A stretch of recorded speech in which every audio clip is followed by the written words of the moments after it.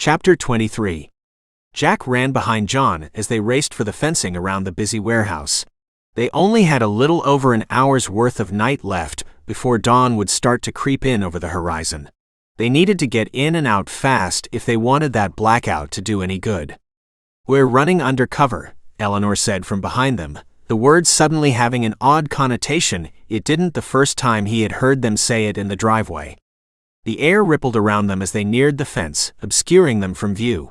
The spell was meant for eyes, but it also had a small effect on weaker detection spells.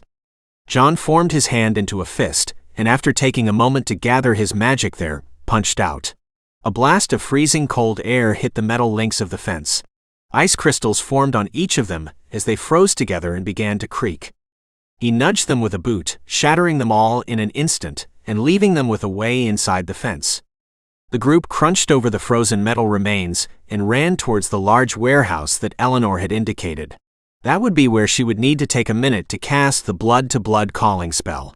As long as Penny was somewhere close by, they would be able to find her.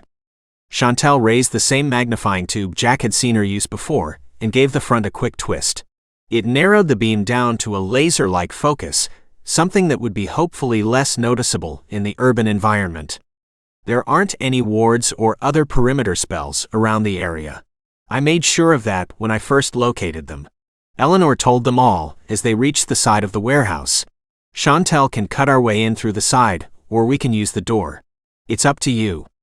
Either works for me, Chantal said. They looked at John, who took a moment to study the area. We're in the dark here, and without anyone around to see what we are doing. Let's make a small hole so we can see what's on the other side, and we'll go from there. She brought her tool up to her hip, and after everyone turned away, quickly cut an eye hole into the side. Eleanor spun around as soon as she finished and crouched in front of it. It looks like we have about 3 or 4 feet of room between the wall and some crates. I can't see anything else. Do we risk it? John asked. Hold on. Let me cast the spell first and make sure they are inside this warehouse before we go any further. She took a moment to work through the old, complicated spell, her eyes closed in concentration. I can feel her, toward the middle of the warehouse and down a little. Not a lot though, there must be a basement. Penny is here for sure. Jack, give me some of your blood, please. He extended his hand to her and watched as his mother pricked his finger with one of her silver atoms. She let the blood drip onto the blade for a moment before pulling it back and holding her hand over its surface. Eleanor began the spell a second time. Jason is down there as well, but it doesn't look like they're together. His signature is pointing farther in, she said with relief, looking up at everyone. She pressed her eye to the hole for another look and then nodded. This seems to be a good spot. We are in an out-of-the-way location out here, and if the same is true for in there, then even better. Chantal, if you please. The woman in question gave a sharp nod and pointed her magnifying tube at the wall a second time. She knew how to make a door. A moment later, a section of the wall fell away, revealing the inside of the warehouse. They stepped through and hid behind the crates right on the other side. Remember, let's try and keep this as quiet as we can until we've rescued them both. Eleanor reminded them all one last time now that they were inside. And thank you all for being so willing to come and help, especially you, Chantal. The other mother looked away, unwilling to say anything at the moment. John peeked around the corner of the crate and motioned them forward.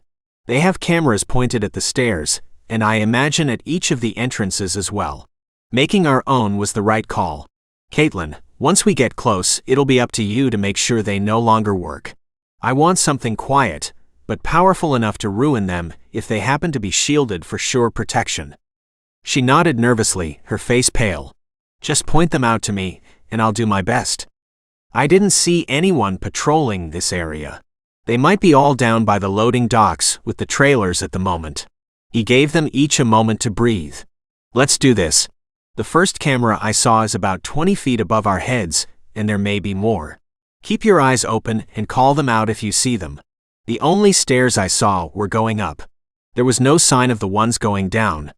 With that said, he led them out from behind the crates and into the open. Kaitlyn was right behind her father, a spark held at the ready for any camera that was spotted. The first one he had seen above the stairs was destroyed the moment she got close enough to accurately hit it. Above them, they could hear the buzzing of the lights and the distant chatter of the workers as they loaded the trucks. Eleanor didn't even want to think about what the group behind the monsters they had been seeing was shipping out. If they had enough time later, she would need to find out as they left. It was her responsibility as a Baron. A second camera began to smoke as Kaitlyn zapped it into oblivion. She had been ignoring the ones above the doors for the moment, since they were nowhere near them. "I don't see any stairs going down," Jack muttered as they drew ever closer to the voices by the loading area. "They must be here somewhere," his mother hissed in return, the stress of the situation beginning to get to her. Trying to do all of this quietly was worse on the nerves than just waltzing in and attacking the place. Unfortunately, that option wasn't available, not if she wanted her husband and daughter to remain safe. "There." Chantal pointed to a barely visible railing behind some crates by the wall. From their current angle, the metal looked as though it simply plunged into the concrete flooring. That railing doesn't extend up towards the ceiling at all. It must be going down instead. It was also uncomfortably close to the offices, where they could hear everyone talking at the moment. If there was ever a time they were going to get noticed, this was it. "Everyone get close together. I'll put us back under cover while we make for the stairs. Kaitlyn, if you would please handle any cameras we come across. The spell wasn't designed to handle electronic watchers." The air around them rippled as it obscured them from view. They were safe for the moment. Keeping close together, they hurried for the stairs, maintaining a solemn silence as they ran. A thin bolt of electricity ran from Kaitlyn's finger to a camera above the now visible stairs leading down to the basement. A loud curse came from the office nearby. "Another bloody camera just went out. It's the one just outside too. Take a look at it and see what's going on, would you?"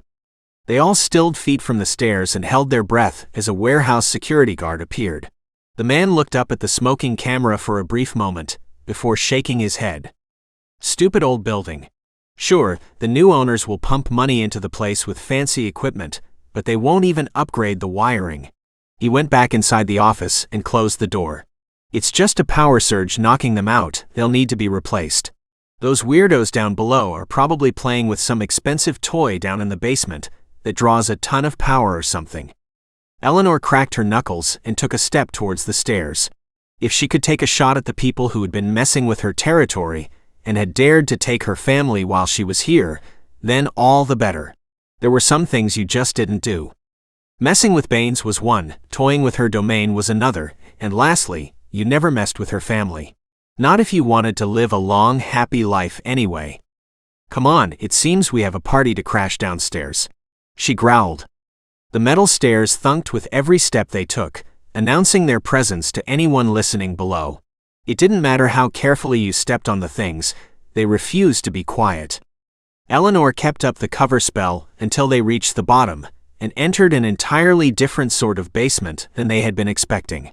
The first room was more modern and evil lair-looking than basement of a warehouse. And if what the guard upstairs had said was true, the entire place was extremely vulnerable to Kaitlyn and her brand of magic. She promptly overloaded the keypad on the door and let them into the area hidden beneath several feet of concrete. Why would someone build something like this below a functioning warehouse? Jack asked, more than a little intimidated by the gleaming white walls of the hallway they had found themselves in. "That is a very good question," his mother muttered as they walked past a window that showed a room with expensive lab equipment inside. "It looks like they set up a research lab under the place. I mean, sure, having the warehouse right there has some certain advantages. But I can't imagine they outnumber the many, many disadvantages that such a setup brings with it." "What about magic or runes?" Jack suggested as they continued on down the empty hall. "Spells would be a terrible choice for a long-term solution. Runes would be much better, however. That would mean they have someone with the knowledge to use them backing them." Chantal answered, as his mother directed them towards where she felt her daughter. "It's more likely they just put up with the occasional problem. Actually, that might even be why they are loading the trucks now, instead of during the day when it could disrupt their work." Eleanor continued distractedly, feeling that they were getting closer to Penny. "Why haven't we seen anyone down here yet?" No guards, scientists, or random bad people. I haven't even seen an obvious security camera," Jack pointed out when they stopped in front of a solid metal door. "Well, hopefully, we've been quiet enough that no one even knows we are here yet. That said, it's more likely we just haven't seen their hidden cameras," his mother said pessimistically as she swung the metal door open. The area behind the metal door changed from the sterile environment of the lab to something more in line with what they had been expecting. The concrete walls were unpainted, and the bright LED lights had been replaced with old-school hanging bulbs.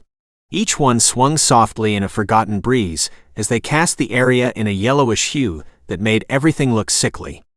Small empty rooms with cots made up the bulk of the hall, except for at the very end, which is where they found a softly crying Penny. There was a single open-barred cell, and she had been thrown inside it, still wearing her pajamas. "Penelope, sweetie, are you all right?" Eleanor asked her daughter as Chantel went to work on the lock. Penny stayed away from the bright laser burning through part of the door and ran up to her mother and brother. "How did you find us?" She hugged them both desperately through the bars, her body trembling with a mixture of fright and exhaustion. "Magic!" She waggled her fingers at her daughter as Chantel finished and the door popped open. "Now come on, we need to get your dad as well before everyone comes back from wherever they are."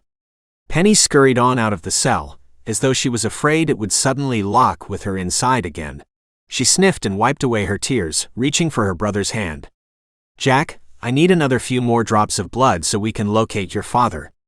He extended his free hand to his mother and let her prick it with the silver blade again. Eleanor took a moment to perform the spell. "This says he's on the move now. His location is completely different from before." "Could they be moving him?"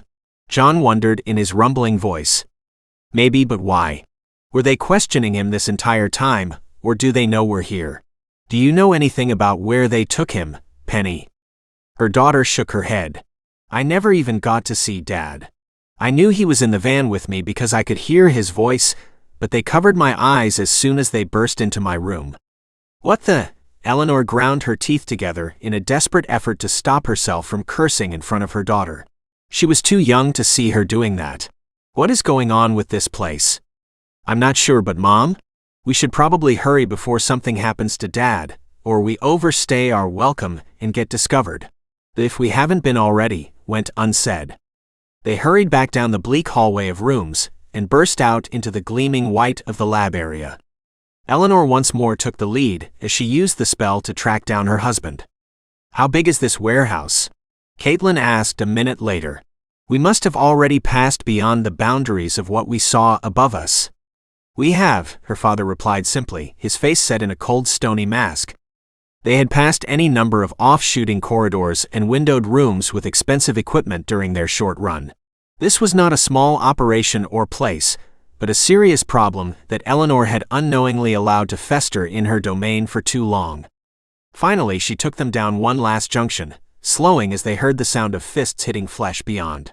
There was a pained grunt, followed by another fleshy smack, and then the sound of a body hitting the floor. Chantel looked at Eleanor before raising her tube of magnifying lenses. Depending on who walked out that door, they would be ready. There was some muffled cursing, followed by a couple of grunts, and a dawning look of understanding on Eleanor's face. She motioned for Chantel to hold on and went to open the door. Inside that room was her husband, only he was silly enough to use some of those made-up words when he was angry.